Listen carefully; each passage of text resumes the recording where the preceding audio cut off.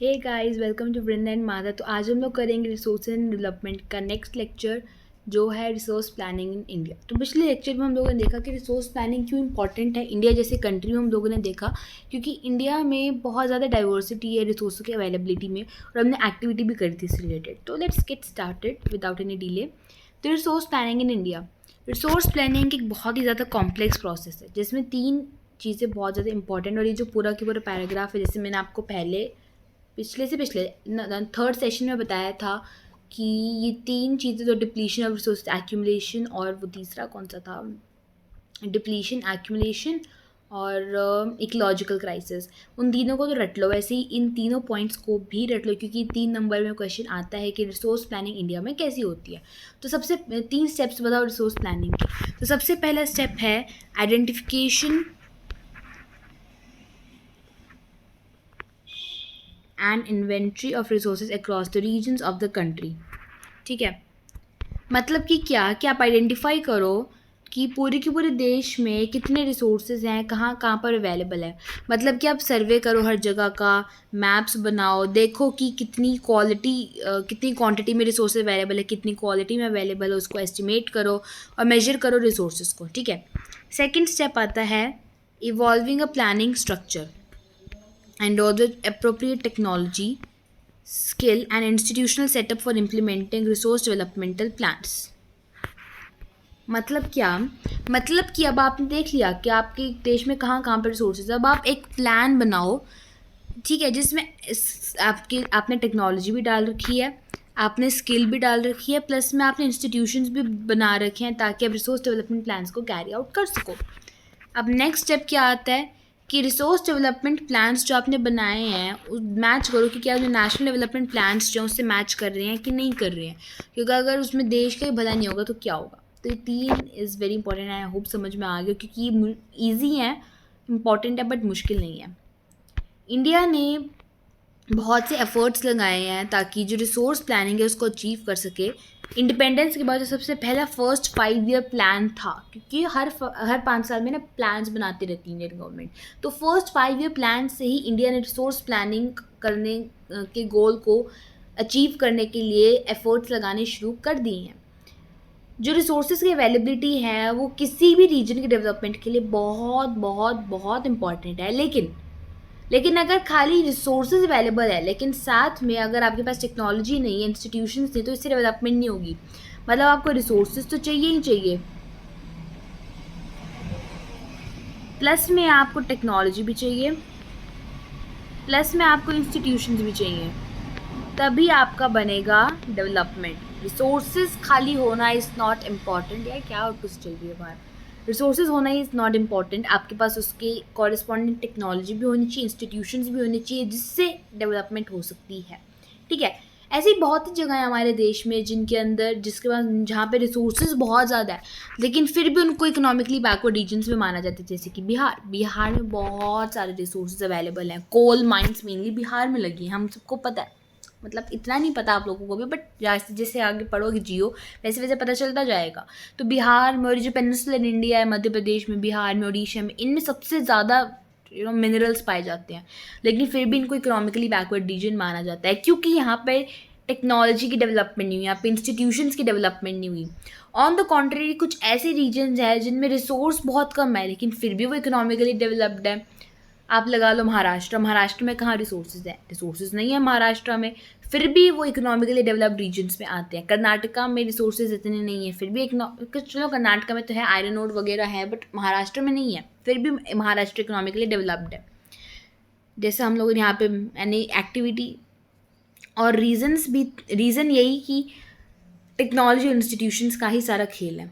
ठीक है, कॉलोनाइजेशन हम लोगों को पता है। कॉलोनाइजेशन का मतलब क्या होता है? कॉलोनाइजेशन का मतलब होता है जब एक पावरफुल कंट्री आके कम पावरफुल कंट्री पे अपना कब्जा जमा लेती है, पहले इकोनॉमिकली, उसके बाद पॉलिटिकली, और पूरा की पूरा कब्जा जमा लेती है। ठीक है, तो कॉलोनाइजेशन की जो हिस्ट्री है वो ये चीज़ रिवील करती है कि जिन कॉलोनीज़ में बहुत ज़्यादा रिसोर्सेज हुआ करते थे ना, वो मेन अट्रैक्शन थी फॉरेन इन्वेडर्स की। फॉरेन इन्वेडर्स में मैं क्या कहूँ, फॉरेन इन्वेडर्स में मेनली तो पूरा की पूरा यूरोप आता था, प्लस में यूएसए आता था। ठीक है, जहाँ पे उनको रिसोर्सेज दिखे उन्होंने वहाँ पे जाके अपना डेरा जमा लिया। ठीक है। अब यूरोप के अंदर और यूएस के अंदर रिसोर्सेज बहुत कम थे, लेकिन फिर भी वो इंडिया जैसी इतनी बड़ी कंट्री में जहाँ पे इतने सारे रिसोर्सेज हो उस पर कैसे कब्जा जमा पे। यूरोप इतना साइलेंट, इंडिया इतना बड़ा, अगर हम मैप पे देखें यूरोप इतना, सॉरी क्या कह रही हूँ मैं, ब्रिटेन इतना साइलेंट दिखता है, बिल्कुल इत्तू सा, और इंडिया इतना बड़ा दिखता है मैप के अंदर मैं कह रही हूँ। तो आप सोचो कितना बड़ा होगा यूरोप। ब्रिटेन एक छोटा साइलेंट, फिर भी उसने इंडिया पे आके कब्जा कर लिया। कैसे? उन्होंने ऐसे किया क्योंकि उनके पास टेक्नोलॉजी बहुत ज़्यादा थी, हमारे पास टेक्नोलॉजी नहीं थी। हमारे पास रिसोर्सेज बहुत थे, नो डाउट, लेकिन उन्होंने उस टेक्नोलॉजी को यूज़ करके, अपना दिमाग यूज़ करके, अपनी स्किल यूज़ करके हमारी कंट्री की जो रिसोर्सेज थे उनको एक्सप्लॉइट किया और हमारी कंट्री पे आके कब्जा जमाया। सेम विद अफ्रीका में रिसोर्सेज बहुत ज़्यादा थे, लेकिन वहाँ पे टेक्नोलॉजी नहीं थी, वहाँ पे लोगों के अंदर दिमाग नहीं था, स्किल नहीं थी, तो उन्होंने आके उन पर अटैक कर दिया क्योंकि उनके पास टेक्नोलॉजी ज़्यादा थी, सिंपल, दिमाग भी उनके पास था।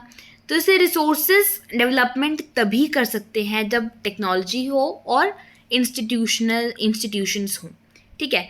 इंडिया ने हर एक चीज़ को अलग अलग कॉलोनाइजेशन के फेजेस में एक्सपीरियंस किया है।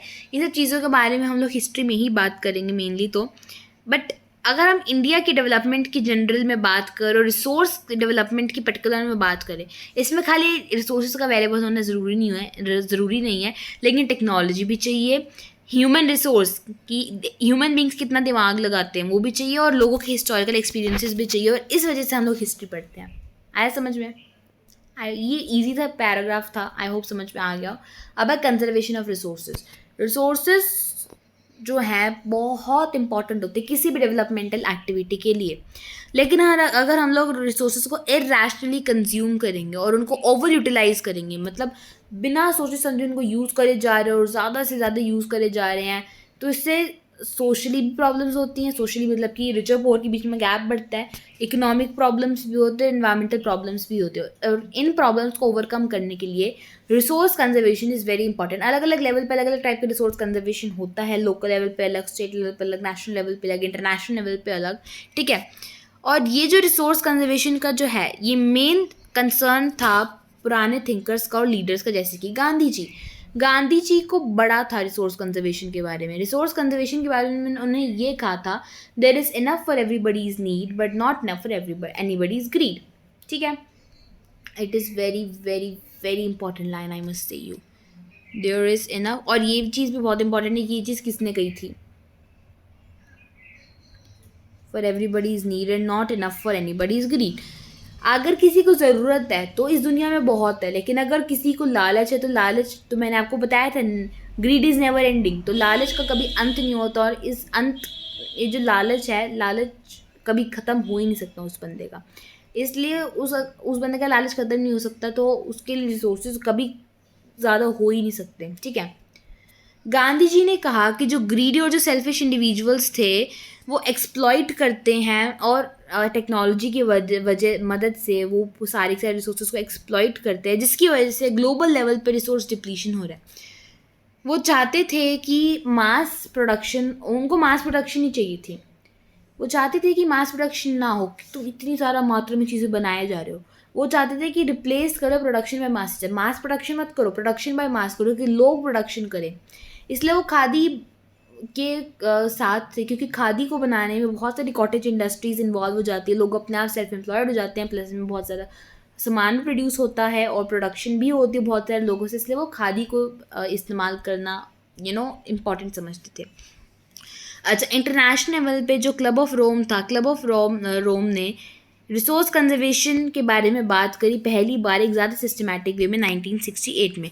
उसके बाद 1970, ये बिल्कुल भी इम्पॉर्टेंट नहीं है, मैं खाली इसको रीड करके बता रही हूँ।